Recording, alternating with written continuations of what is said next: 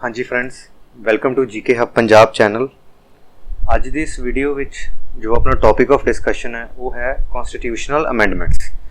ਨਾਓ ਇਸ ਵੀਡੀਓ ਵਿੱਚ ਆਪਾਂ ਡਿਸਕਸ ਕੀ ਕਰਾਂਗੇ। ਇੱਕ ਤਾਂ ਆਪਾਂ ਡਿਸਕਸ ਕਰਾਂਗੇ ਕਿ ਕਨਸਟੀਟਿਊਸ਼ਨਲ ਅਮੈਂਡਮੈਂਟ ਹੁੰਦੀ ਕੀ ਹੈ, ਦੈਨ ਆਪਾਂ ਉਹਦੀ ਟਾਈਪਸ ਦੇਖਾਂਗੇ ਕਿ ਕਿਹੜੇ ਟਾਈਪ ਦੀ ਕਨਸਟੀਟਿਊਸ਼ਨਲ ਅਮੈਂਡਮੈਂਟ ਹੈ। ਦੈਨ ਆਪਾਂ ਦੇਖਾਂਗੇ ਕਿ ਕੁਝ ਲੇਟੈਸਟ ਕਨਸਟੀਟਿਊਸ਼ਨਲ ਅਮੈਂਡਮੈਂਟਸ ਕਿਹੜੀਆਂ। ਨਾਓ ਲੇਟੈਸਟ ਨੂੰ ਦੇਖਣ ਦਾ ਮਤਲਬ ਕੀ ਹੈ ਕਿ ਆਪਾਂ ਜਸਟ ਪਿਛਲੇ 4 ਜਾਂ 5 ਸਾਲਾਂ ਦੀ ਅਮੈਂਡਮੈਂਟਸ ਦੇਖਾਂਗੇ। ਨਾ ਉਹ important exam point of view ਤੋਂ ਬਹੁਤ ਹੋ ਜਾਂਦੀਆਂ।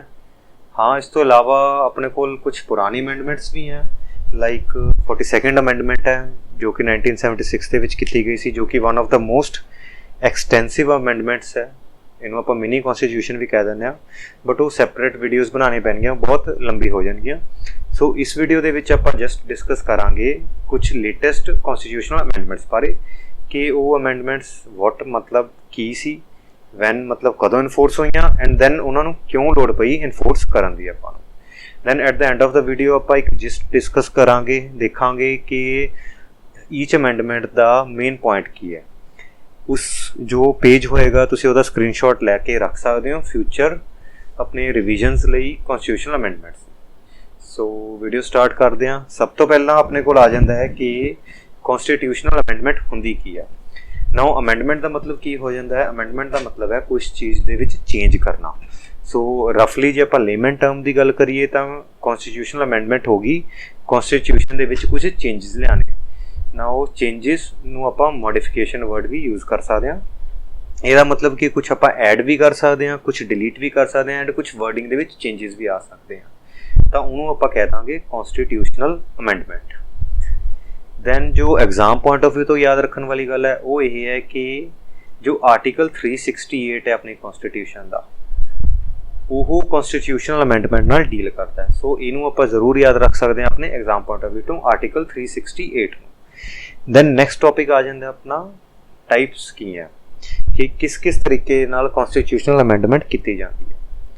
ਨਾਓ ਸਭ ਤੋਂ ਪਹਿਲਾਂ ਆਪਣੇ ਕੋਲ ਹੈਗਾ simple majority of parliament. Now simple majority ਦਾ ਕੀ ਮਤਲਬ ਹੁੰਦਾ ਹੈ। ਸਿੰਪਲ ਮੈਜੋਰਿਟੀ ਦਾ ਜਸਟ ਇੱਕ ਮਤਲਬ ਹੈ ਕਿ ਜਿਹੜਾ ਆਪਣੇ ਬੋਥ ਹਾਊਸਿਸ ਹੈ, ਲਾਈਕ ਆਪਣੀ ਲੋਕ ਸਭਾ ਐਂਡ ਰਾਜ ਸਭਾ, ਤਾਂ ਲੋਕ ਸਭਾ ਦੇ ਜਿੰਨੇ ਵੀ ਮੈਂਬਰ ਪ੍ਰੈਜ਼ੈਂਟ ਹੈ ਤਾਂ ਉਹਦੇ ਵਿੱਚੋਂ ਜੇ ਮੈਜੋਰਿਟੀ ਮੈਂਬਰਸ ਫੇਵਰ ਦੇ ਵਿੱਚ ਵੋਟ ਕਰਦੇ ਆ ਤਾਂ ਉਹਨੂੰ ਆਪਾਂ ਸਿੰਪਲ ਮੈਜੋਰਿਟੀ ਕਹਿੰਦੇ ਹਾਂ। ਸਿਮਿਲਰਲੀ ਰਾਜ ਸਭਾ ਦਾ ਤਾਂ ਦੋਨੋਂ ਹਾਊਸਿਸ ਦੇ ਜੇ ਇੰਡੀਵਿਜੂਅਲੀ ਦੇਖੀਏ ਤਾਂ ਜੇ ਜਿੰਨੇ ਮੈਂਬਰਸ ਪ੍ਰੈਜ਼ੈਂਟ ਹੈ ਤਾਂ ਉਹਦੇ ਵਿੱਚੋਂ ਮੋਰ ਦੈਨ 50% ਫੇਵਰ ਦੇ ਵਿੱਚ ਵੋਟ ਕਰਦੇ ਆ ਤਾਂ ਉਹਨੂੰ ਆਪਾਂ ਸਿੰਪਲ ਮੈਜੋਰਿਟੀ ਕਹਾਂਗੇ। ਇਹ ਕਦੋਂ ਹੁੰਦੀ ਹੈ, ਲਾਈਕ ਐਗਜ਼ਾਮਪਲ ਦੇ ਦਿੰਦੇ ਇੱਕ ਆਪਾਂ ਕਿ ਜਦੋਂ ਆਪਾਂ ਕੋਈ ਨਿਊ ਸਟੇਟ ਐਸਟੈਬਲਿਸ਼ ਕਰਨੀ ਹੈ ਤਾਂ ਉਦੋਂ ਸਿੰਪਲ ਮੈਜੋਰਿਟੀ ਦੀ ਲੋੜ ਹੁੰਦੀ ਹੈ। ਹਾਂ, ਬਟ ਯਾਦ ਰੱਖਣ ਵਾਲੀ ਗੱਲ ਹੈ ਕਿ ਇਹਨੂੰ ਆਪਾਂ ਕਨਸਟੀਟਿਊਸ਼ਨਲ ਅਮੈਂਡਮੈਂਟ ਨਹੀਂ ਕਹਾਂਗੇ ਅੰਡਰ ਆਰਟੀਕਲ 368।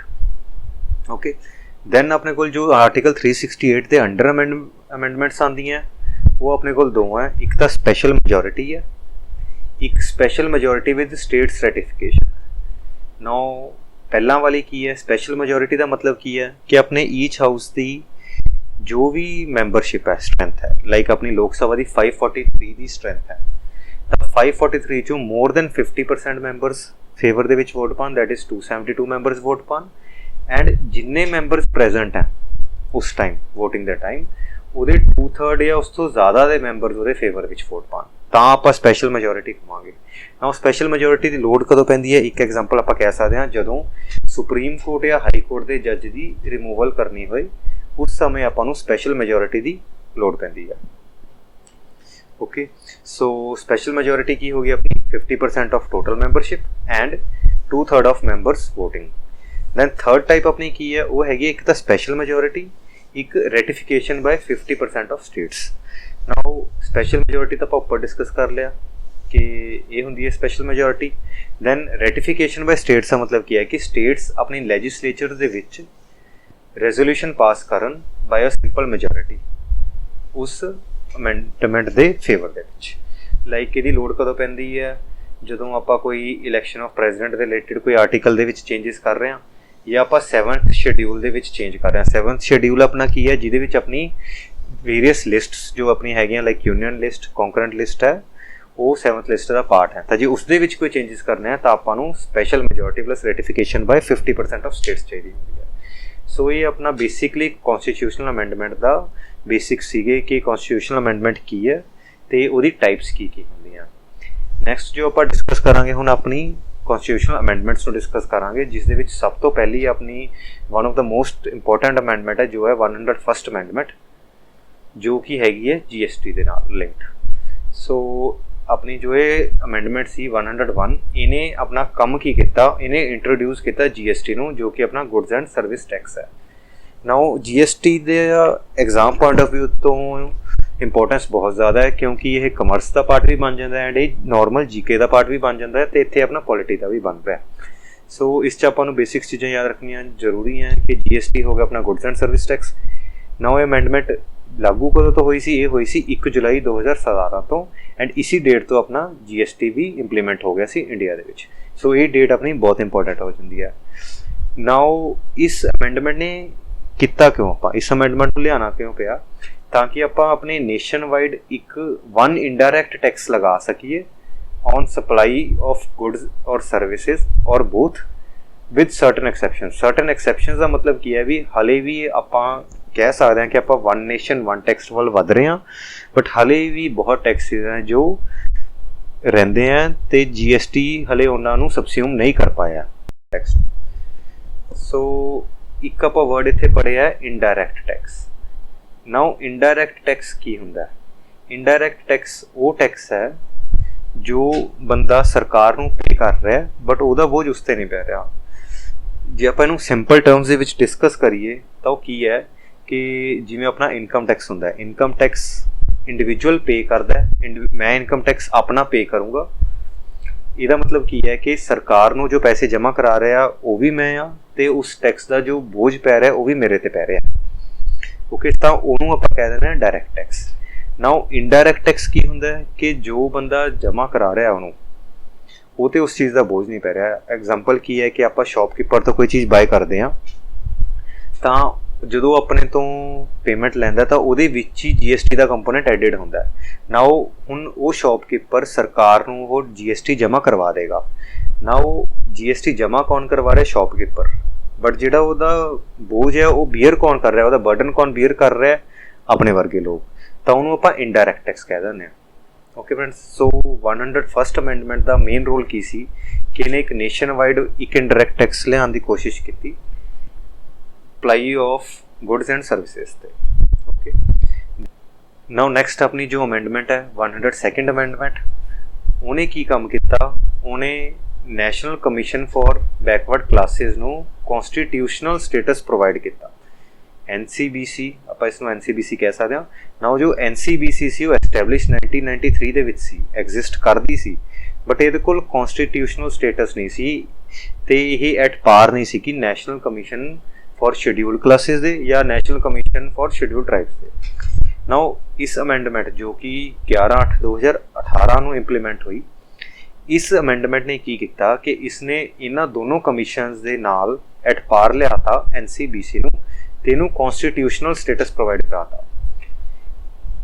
ਕੌਂਸਟੀਟਿਊਸ਼ਨਲ ਸਟੇਟਸ ਪ੍ਰੋਵਾਈਡ ਕਰਨ ਨਾਲ ਕੀ ਹੋਇਆ ਕਿ ਪਹਿਲਾਂ ਇਸ ਅਮੈਂਡਮੈਂਟ ਤੋਂ ਪਹਿਲਾਂ ਜੋ ਵੀ ਬੈਕਵਰਡ ਕਲਾਸਿਸ ਦੇ ਰਿਗਾਰਡਿੰਗ ਕੋਈ ਕੰਪਲੇਂਟ ਸੀ ਜਾਂ ਉਹਨਾਂ ਰਿਗਾਰਡਿੰਗ ਕੋਈ ਵੈਲਫੇਅਰ ਮੈਜਰਸ ਲੈਣੇ ਹੁੰਦੇ ਸੀ, ਉਹਦੀ ਪਾਵਰ ਕਿਹਦੇ ਕੋਲ ਸੀ? National commission for scheduled caste ਕੋਲ ਸੀ। ਬਟ ਇਸ ਅਮੈਂਡਮੈਂਟ ਤੋਂ ਬਾਅਦ ਉਹ ਪਾਵਰ NCBC ਨੂੰ ਦੇ ਦਿੱਤੀ ਗਈ ਹੈ, ਅਤੇ ਇਸ ਦੇ ਨਾਲ ਹੀ NCBC ਨੂੰ ਹੁਣ ਅਥੋਰਿਟੀ ਮਿਲ ਗਈ ਹੈ ਕਿ ਉਹ ਐਗਜ਼ਾਮਿਨ ਕਰ ਸਕੇ ਕੰਪਲੇਂਟਸ ਨੂੰ ਅਤੇ ਵੈਲਫੇਅਰ ਮੈਜਰਸ ਲੈ ਸਕੇ regarding socially and educationally backward classes ਦੇ ਰਿਗਾਰਡਿੰਗ। ਓਕੇ, ਨਾਓ ਇਸ ਅਮੈਂਡਮੈਂਟ ਦੇ ਨਾਲ ਇੱਕ ਇਸ਼ੂ ਅਰਾਈਜ਼ ਹੋਇਆ ਜੋ ਕਿ ਸੁਪਰੀਮ ਕੋਰਟ ਦੇ ਵਿੱਚ ਜਦੋਂ ਕੇਸ ਗਿਆ ਇਸ ਦੇ ਰਿਗਾਰਡਿੰਗ ਇੱਕ, ਤਾਂ ਸੁਪਰੀਮ ਕੋਰਟ ਨੇ ਵਿਊ ਕੀ ਦਿੱਤਾ ਕਿ ਕਿਉਂਕਿ ਇਹ ਅਮੈਂਡਮੈਂਟ ਕਹਿੰਦੀ ਸੀ ਕਿ ਜੋ ਪ੍ਰੈਜ਼ੀਡੈਂਟ ਆਫ ਇੰਡੀਆ ਹੈ ਉਹ ਇਸ ਲਿਸਟ ਦੇ ਵਿੱਚ ਜੋ ਆਪਣੀ socially and educationally backward classes ਦੀ ਜੋ ਲਿਸਟ ਹੈ ਉਹਦੇ ਵਿੱਚ ਪ੍ਰੈਜ਼ੀਡੈਂਟ ਆਫ ਇੰਡੀਆ ਐਡ ਕਰ ਸਕਦੇ ਹਾਂ, ਤਾਂ ਸੁਪਰੀਮ ਕੋਰਟ ਨੇ ਵਿਊ ਇਹ ਦਿੱਤਾ ਕਿ ਇਹਦੇ ਨਾਲ ਸਟੇਟਸ ਦੀ ਹੁਣ ਪਾਵਰ ਨਲੀਫਾਈ ਹੋ ਗਈ ਹੈ ਇਸ ਐਕਟ ਨਾਲ। ਇਸ ਅਮੈਂਡਮੈਂਟ ਦੇ ਨਾਲ ਸਟੇਟਸ ਦੀ ਪਾਵਰ ਨਲੀਫਾਈ ਹੋ ਗਈ ਹੈ। ਸੋ ਓਬਵੀਅਸਲੀ ਗੱਲ ਹੈ ਕਿ ਜਦੋਂ ਸਟੇਟਸ ਦੀ ਪਾਵਰ ਨਲੀਫਾਈ ਹੋ ਗਈ ਤਾਂ ਸਟੇਟਸ ਨੂੰ ਇਸ਼ੂਜ਼ ਆਉਣਗੇ। ਤਾਂ ਇਸ ਇਸ਼ੂ ਨੂੰ ਰਿਡਰੈਸ ਕਰਨ ਲਈ ਆਪਾਂ ਨੂੰ ਫਿਊਚਰ ਦੇ ਵਿੱਚ ਅੱਗੇ ਆਪਾਂ ਹੁਣ ਪੜ੍ਹਾਂਗੇ ਤਾਂ 105th ਅਮੈਂਡਮੈਂਟ ਲਿਆਉਣੀ ਪਈ ਸੀ, ਜਿਹਦੇ ਨਾਲ इस जजमेंट ਨੂੰ ਓਵਰਰੂਲ ਕਰਦੇ ਹੋਏ ਸਟੇਟਸ ਨੂੰ ਪਾਵਰ ਵਾਪਸ ਦਿੱਤੀ ਗਈ। ਸੋ ਇਸ ਅਮੈਂਡਮੈਂਟ ਦੀ ਜੇ ਆਪਾਂ ਗੱਲ ਕਰੀਏ 102nd ਅਮੈਂਡਮੈਂਟ ਦੀ, ਤਾਂ ਬੇਸਿਕਲੀ ਜੇ ਆਪਾਂ ਮੇਨ ਗੱਲ ਕੀ ਹੈ ਕਿ NCBC national commission for backward classes ਨੂੰ ਕੌਨਸਟੀਟਿਊਸ਼ਨਲ ਸਟੇਟਸ ਦਿੱਤਾ ਗਿਆ। ਨਾਓ ਨੈਕਸਟ ਅਮੈਂਡਮੈਂਟ ਜੋ ਆਪਣੀ ਹੈਗੀ ਹੈ, ਇਹ ਵੀ ਇੰਪੋਰਟੈਂਟ ਅਮੈਂਡਮੈਂਟ ਆ ਜਾਂਦੀ ਹੈ।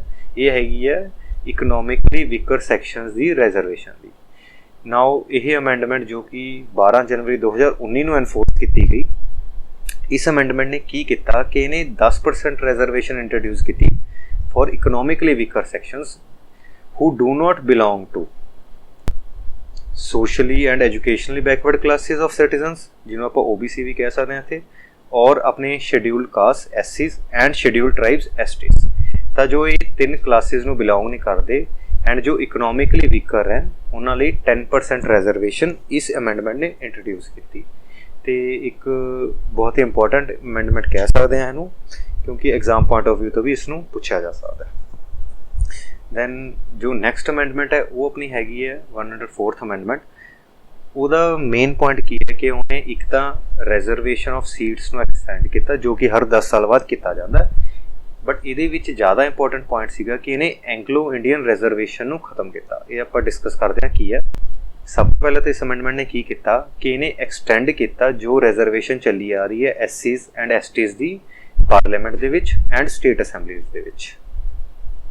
ਓਕੇ, ਹਰ ਸਾਲ ਹਰ 10 ਸਾਲ ਬਾਅਦ ਉਹਦੀ ਜਦੋਂ ਆਪਣਾ ਕੌਨਸਟੀਟਿਊਸ਼ਨ ਬਣਿਆ ਤਾਂ ਕੌਨਸਟੀਟਿਊਸ਼ਨ ਨੇ ਰਿਜ਼ਰਵੇਸ਼ਨ ਪ੍ਰੋਵਾਈਡ ਕੀਤੀ ਫॉर 10 ਈਅਰਸ, ਤੇ ਉਹ ਅੱਜ ਤੱਕ ਫਰਦਰ ਅਮੈਂਡਮੈਂਟਸ ਦੇ ਨਾਲ 10 ਈਅਰਸ ਐਡ ਆਨ ਕਰੀ ਜਾ ਰਹੇ, ਤੇ ਇਸ ਅਮੈਂਡਮੈਂਟ ਦੇ ਨਾਲ ਉਹ 2030 ਤੱਕ ਐਡ ਹੋ ਗਈ ਹੈ।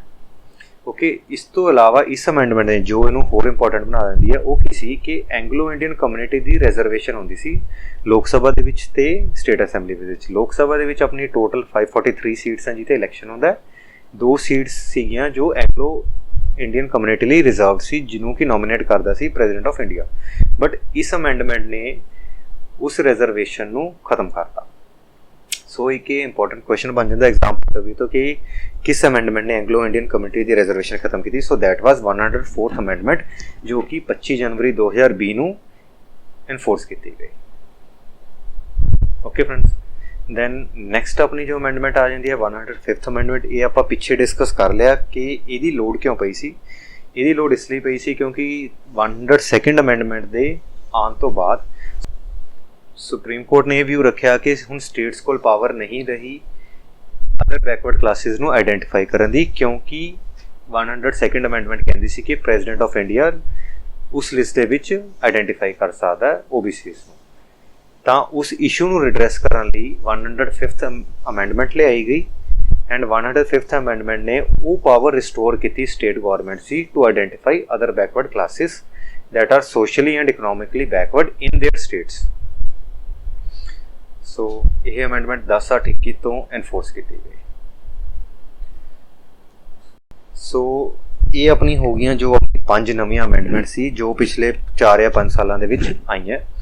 ਆਪਾਂ ਇੱਕ ਇਹਨਾਂ ਦਾ ਰੀਕੈਪ ਕਰ ਲੈਂਦੇ ਹਾਂ। ਰੀਕੈਪ ਦੇ ਵਿੱਚ ਸਭ ਤੋਂ ਪਹਿਲਾਂ ਤਾਂ ਆਪਣੇ ਕੋਲ 101st ਅਮੈਂਡਮੈਂਟ ਹੈ ਜੋ ਕਿ 1 ਜੁਲਾਈ 2017 ਤੋਂ ਐਨਫੋਰਸ ਹੋਈ ਐਂਡ ਇਹਨੇ GST ਨੂੰ ਇੰਟਰੋਡਿਊਸ ਕੀਤਾ। ਦੈਨ 102nd ਅਮੈਂਡਮੈਂਟ ਹੈ ਜਿਹੜੀ ਉਹ ਆਪਣੀ 11/8/18 ਤੋਂ ਐਨਫੋਰਸ ਹੋਈ ਤੇ ਇਹਨੇ NCBC ਨੂੰ ਕੌਨਸਟੀਟਿਊਸ਼ਨਲ ਸਟੇਟਸ ਦਿੱਤਾ। ਕੌਨਸਟੀਟਿਊਸ਼ਨਲ ਸਟੇਟਸ ਦੇਣ ਦੇ ਨਾਲ ਨਾਲ ਇਹਨੇ NCBC ਨੂੰ ਐਮਪਾਵਰ ਕੀਤਾ ਕਿ ਉਹ ਬੈਕਵਰਡ ਕਲਾਸਿਸ ਦੀ ਕੰਪਲੇਂਟਸ ਨੂੰ ਐਗਜ਼ਾਮਿਨ ਕਰ ਸਕੇ ਐਂਡ ਉਹਨਾਂ ਲਈ ਵੈਲਫੇਅਰ ਮੈਜਰਸ ਲੈ ਸਕੇ। ਦੈਨ 103rd ਅਮੈਂਡਮੈਂਟ ਜੋ ਕਿ 12 ਜਨਵਰੀ 19 ਨੂੰ ਲਾਗੂ ਹੋਈ, ਉਹਨੇ EWS ਇਕਨੋਮਿਕਲੀ ਵੀਕਰ ਸੈਕਸ਼ਨਸ ਲਈ ਜੋ ਕਿ SC SC STs and other backward classes ਨਹੀਂ ਬਿਲੋਂਗ ਕਰਦੇ ਉਹਨਾਂ ਲਈ 10% ਰਿਜ਼ਰਵੇਸ਼ਨ ਇੰਟਰੋਡਿਊਸ ਕੀਤੀ। ਉਸ ਤੋਂ ਬਾਅਦ 104th ਅਮੈਂਡਮੈਂਟ ਨੇ ਜੋ ਕਿ 25 ਜਨਵਰੀ 2020 ਨੂੰ ਲਾਗੂ ਹੋਈ, ਉਹਨੇ ਇੱਕ ਤਾਂ SC ST ਰਿਜ਼ਰਵੇਸ਼ਨ ਐਕਸਟੈਂਡ ਕੀਤਾ ਇਨ ਪਾਰਲੀਮੈਂਟ ਐਂਡ ਇਨ ਸਟੇਟ ਅਸੈਂਬਲੀਜ਼, ਜੋ ਕਿ ਹਰ 10-10 ਸਾਲ ਬਾਅਦ ਐਕਸਟੈਂਡ ਕਰਨਾ ਪੈਂਦਾ ਤੇ ਇਸ ਵਾਰ ਵੀ ਉਹਨੂੰ 10 ਸਾਲ ਹੀ ਐਕਸਟੈਂਡ ਕਰਕੇ 2030 ਤੱਕ ਐਕਸਟੈਂਡ ਕੀਤਾ। ਇਸ ਤੋਂ ਇਲਾਵਾ ਇਸ ਅਮੈਂਡਮੈਂਟ ਨੇ ਐਂਗਲੋ ਇੰਡੀਅਨ ਕਮਿਊਨਿਟੀ ਦੀ ਰਿਜ਼ਰਵੇਸ਼ਨ ਨੂੰ ਖਤਮ ਕੀਤਾ।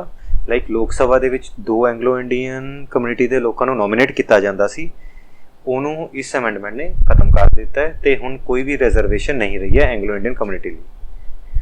ਦੈਨ 105th ਅਮੈਂਡਮੈਂਟ ਜੋ ਕਿ 10/8/21 ਤੋਂ ਇੰਪਲੀਮੈਂਟ ਹੋਈ, ਇਹ ਕਿਉਂ ਲਏਗੀ, ਆਪਾਂ ਜਿਵੇਂ ਡਿਸਕਸ ਕੀਤਾ ਹੈ ਕਿ 102nd ਅਮੈਂਡਮੈਂਟ ਨਾਲ ਸੁਪਰੀਮ ਕੋਰਟ ਨੇ ਇਹ ਵਿਊ ਰੱਖਿਆ ਕਿ ਹੁਣ ਸਟੇਟਸ ਕੋਲ ਪਾਵਰ ਨਹੀਂ ਰਹੀ ਹੈ OBCs ਨੂੰ ਆਈਡੈਂਟੀਫਾਈ ਕਰਨ ਲਈ। ਉਸ ਜਜਮੈਂਟ ਨੂੰ ਐਨਲ ਕਰਨ ਲਈ ਸੈਂਟਰਲ ਗੌਰਮੈਂਟ ਨੇ 105th ਅਮੈਂਡਮੈਂਟ ਲਈ, ਜਿਹਦੇ ਨਾਲ ਕਿ ਸਟੇਟਸ ਨੂੰ ਪਾਵਰ ਦੁਬਾਰਾ ਤੋਂ ਵਾਪਸ ਦਿੱਤੀ ਗਈ ਕਿ ਉਹ ਆਪਣੇ ਸਟੇਟਸ ਦੇ ਵਿੱਚ ਜੋ ਵੀ socially and economically backward classes ਹੈ ਉਹਨਾਂ ਨੂੰ ਆਈਡੈਂਟੀਫਾਈ ਕਰ ਸਕਣ। ਇਸ ਚੀਜ਼ ਦੀ ਪਾਵਰ ਦੁਬਾਰਾ ਤੋਂ ਸਟੇਟਸ ਨੂੰ ਦਿੱਤੀ ਗਈ। ਸੋ ਓਕੇ ਫਰੈਂਡਸ, ਇਹ ਆਪਣੀ ਸਾਰੀ ਮੇਨ ਲੇਟੈਸਟ ਅਮੈਂਡਮੈਂਟਸ ਹੋ ਗਈਆਂ। ਪਿਛਲੇ 2017 ਤੋਂ ਆਪਾਂ ਡਿਸਕਸ ਕਰ ਲਈਆਂ, ਬੇਸਿਕਲੀ 5 ਸਾਲ ਆਪਾਂ ਕਵਰ ਕਰ ਲਏ। ਸੋ ਪਿਛਲੇ 5 ਸਾਲ ਦੇ ਵਿੱਚ ਇਹ 5 ਅਮੈਂਡਮੈਂਟਸ ਆਈਆਂ ਜੋ ਕਿ ਆਪਣੇ ਐਗਜ਼ਾਮ ਪੁਆਇੰਟ ਆਫ ਵਿਊ ਤੋਂ ਵੀ ਇੰਪੋਰਟੈਂਟ ਹੈ। ਤੁਸੀਂ ਇਹਨਾਂ ਦਾ ਨੰਬਰ ਯਾਦ ਕਰ ਸਕਦੇ ਹੋ ਅਤੇ ਕਿਹੜੀ ਅਮੈਂਡਮੈਂਟ ਨੇ ਕੀ ਚੀਜ਼ ਇੰਟਰੋਡਿਊਸ ਕੀਤੀ ਉਹਨੂੰ ਯਾਦ ਰੱਖ ਸਕਦੇ ਹੋ ਐਗਜ਼ਾਮ ਪੁਆਇੰਟ ਆਫ ਵਿਊ ਤੋਂ। ਸੋ ਹੋਪਫੁਲੀ ਤੁਹਾਨੂੰ ਵੀਡੀਓ ਨੌਲੇਜੇਬਲ ਲੱਗੀ ਹੋਏ, ਅਤੇ ਫਿਊਚਰ ਵਿੱਚ ਹੋਰ ਵੀਡੀਓਜ਼ ਇਹੋ ਜਿਹੀ ਬਣਾਉਂਦੇ ਰਹਾਂਗੇ ਪੋਲਿਟੀ ਅਤੇ ਜੀਓਗ੍ਰਾਫੀ 'ਤੇ।